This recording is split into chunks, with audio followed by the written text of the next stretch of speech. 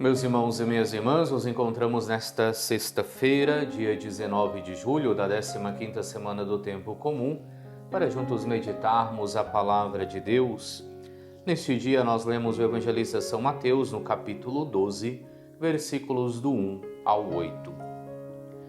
Naquele tempo, Jesus passou no meio de uma plantação num dia de sábado.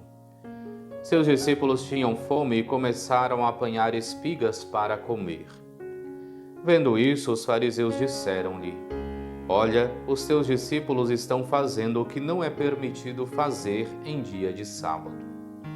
Jesus respondeu-lhes: Nunca lestes o que fez Davi quando ele e seus companheiros sentiram fome? Como entrou na casa de Deus e todos comeram os pães da oferenda, que nem a ele nem aos seus companheiros era permitido comer, mas unicamente aos sacerdotes? Ou nunca lestes na lei que em dia de sábado no templo, os sacerdotes violam o sábado sem contrair culpa alguma? Ora, eu vos digo, aqui está quem é maior do que o templo. Se tivesseis compreendido o que significa quero a misericórdia e não o sacrifício, não teríeis condenado os inocentes. De fato, o Filho do Homem é Senhor do sábado.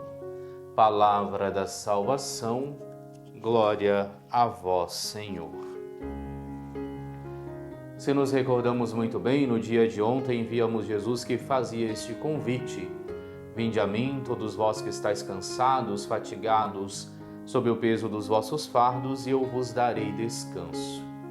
Hoje nós temos o exemplo daquilo que quer falar Jesus.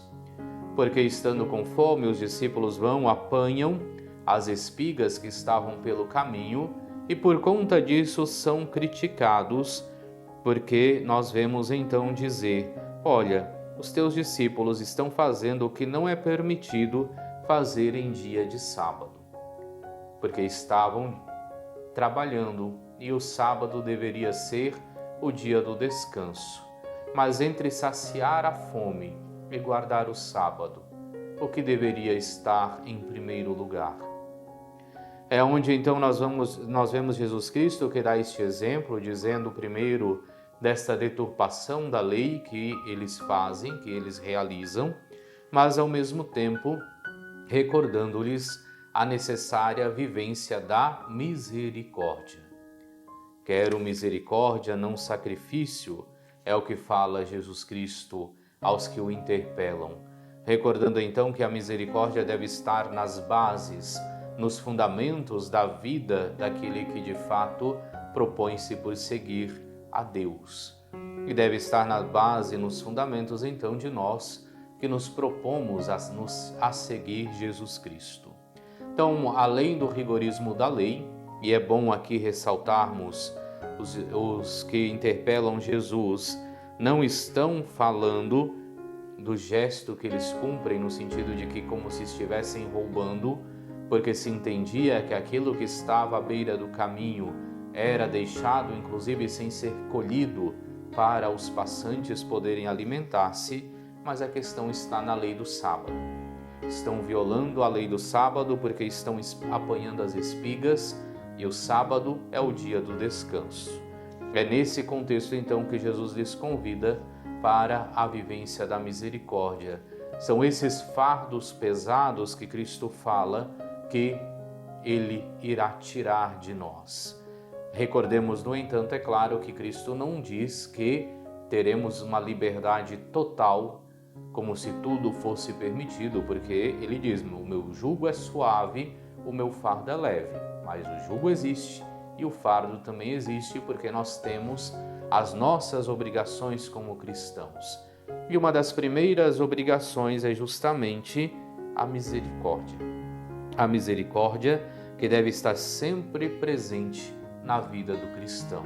É por isso que hoje nós somos convidados a meditar durante todo o nosso dia sobre a frase de Jesus que diz: quero misericórdia e não sacrifício.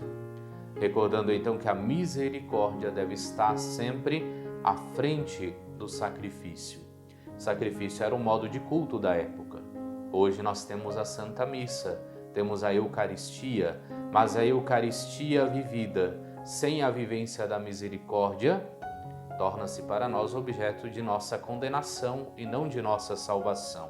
Então, do mesmo modo que Cristo volta-se aos seus e diz que quer misericórdia e não sacrifício, ele volta a nós também e diz: quero misericórdia e não o sacrifício, para que na vivência da misericórdia, o nosso sacrifício, o nosso culto, encontre verdadeiro sentido.